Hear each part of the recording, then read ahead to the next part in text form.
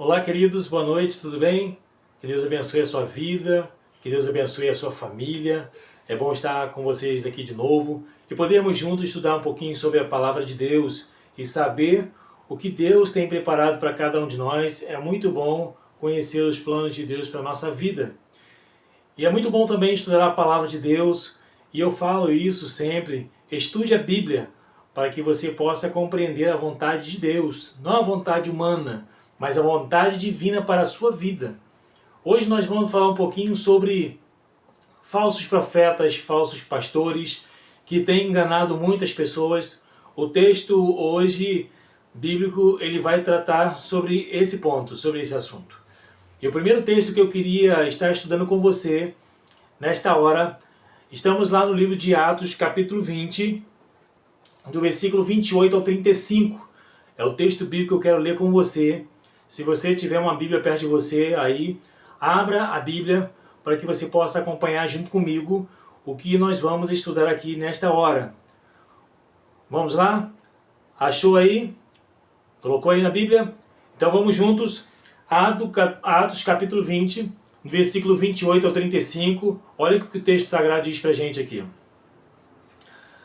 Atendei por vós e por todo o rebanho, sobre o qual o Espírito vos constituiu bispos, para pastoreardes a igreja de Deus, a qual ele comprou com o seu próprio sangue. Eu sei que depois de minha partida, entre vós penetrarão lobos vorazes, que não pouparão o rebanho, e que dentre vós mesmos se levantarão homens falando coisas pervertidas, para arrastar os discípulos atrás deles. Portanto, vigiai, lembrando-vos que, por 3 anos, noite e dia, não cessei de admoestar com lágrimas a cada um. Agora, pois, encomendo-vos ao Senhor e à palavra da sua graça, que tem poder para vos edificar e dar herança entre todos os que são santificados. De ninguém cobicei prata e nem ouro, e nem vestes. Vós mesmos sabeis que essas mãos serviram para o que me era necessário, a mim e aos que estavam comigo. Versículo 35. Tendo-vos mostrado em tudo que, trabalhando assim, é mister socorrer aos necessitados e recordar as palavras do próprio Senhor Jesus. Mas bem-aventurado é dar que receber. Paulo ele já tinha essa preocupação na sua época ali, porque sabia que ia aparecer lobos, homens que iriam dizer que eram cristãos, que eram homens de Deus, mas o pensamento deles era somente voltado para si mesmo. E aí Paulo já tinha toda essa preocupação, e tanto é que Paulo fala: eu servi vocês aqui, estive com vocês por 3 anos, e vocês perceberam que eu não pedi dinheiro de ninguém. E hoje o que nós estamos vendo aí é pessoas vivendo à custa da fé de outras pessoas. Infelizmente, se você começar a parar para analisar algumas coisas aqui, você vai perceber que eles estão brincando com a fé das pessoas. Você vê que existem homens aí que estão enriquecendo, outros que já são milionários, e os membros da igreja dele não têm dinheiro muitas das vezes nem para comer. Muitas das vezes para ir para a igreja tem que ficar catando moedinha, porque não tem dinheiro nem mesmo para passagem. Quantos de vocês que estão aí me assistindo, quantos de vocês que fazem parte de alguma igreja que teve alguma dificuldade financeira, de repente está aí desempregado e recebeu uma cesta básica? Quantos de vocês foram ajudados por esses pastores? Quantos que fazem parte de uma igreja que o seu pastor conhece você pelo seu nome? Quantos que já foram visitados por esse pastor? E essa toda a preocupação que Paulo tinha. E Paulo estava falando aqui de forma muito nítida. Ele disse aqui, e que se levantarão homens falando coisas pervertidas para arrastar os discípulos atrás deles. E esses homens começam a falar várias coisas que não tem nada a ver com a Bíblia. Infelizmente, começam a fazer um montão de campanhas. Queridos, se você estudar a Bíblia toda, você vai ver que em nenhum momento Jesus ali, ele fala qualquer coisa a respeito de campanha. Jesus não ensinou os discípulos nenhuma vez ali a fazer nenhum tipo de campanha. E hoje tem tanto tipo de campanha, tudo com o objetivo de arrecadar dinheiro. O objetivo é esse, é buscar dinheiro, é mais e mais e mais, eles só querem enriquecer, mas não trazem uma palavra. Se você for ver o culto dessas igrejas, é somente pedindo o tempo todo. E parece que você que não tem dinheiro, parece que Deus não está na tua vida. Parece que você só é abençoado se você pode dar. E não é assim. Se você vai dar alguma coisa porque você já foi abençoado, só vai dar aquele que já foi abençoado. Como que você vai vender alguma coisa, vai vender o seu carro, vai vender algum bem para você doar alguma coisa? Isso não é bíblico. Isso não é bíblico. E aí agora vamos ver, olha para o livro de Mateus, lá no capítulo 7. Abra aí. Mateus capítulo 7, do versículo 15 ao versículo 21. Mateus capítulo 7, do versículo 15 ao 21.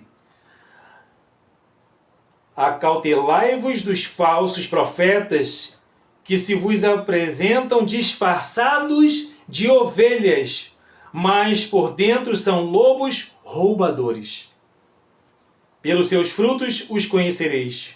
Colhem-se porventura uvas dos espinheiros ou figos dos abrolhos? Assim toda árvore boa produz bons frutos, porém a árvore má produz frutos maus. Não pode a árvore boa produzir frutos maus, e nem a árvore má produzir frutos bons. Toda árvore que não produz bom fruto é cortada e lançada ao fogo. Nem todo que me diz Senhor, Senhor entrará no reino dos céus, mas aquele que faz a vontade de meu Pai que está nos céus. Olha o que o texto bíblico vem dizendo para a gente aqui. Isso é muito claro. Isso é muito claro. Vai ter um montão de gente aí que vai ficar chateada porque só faz isso o tempo todo, mas eu não estou nem aí para o que eles pensam. O importante é que nós precisamos pregar o Evangelho. E meu querido, acorde. Se você está numa igreja que passa 20, 30 minutos só falando de dízimo e falando de oferta, sai disso. Eles estão enganando você. Eles estão usando a sua fé para enriquecer. E a Bíblia não apresenta isso. Jesus, em alguns momentos, Jesus não tinha nenhum lugar para reclinar a cabeça. E toda a embarcação que Jesus usou era emprestada de alguém. E até o jumentinho que Jesus ele usou ali para a entrada lá de Jerusalém era emprestado também. E hoje, os pastores por aí, muitos deles, têm um avião, carro de luxo, comendo do bem e do melhor.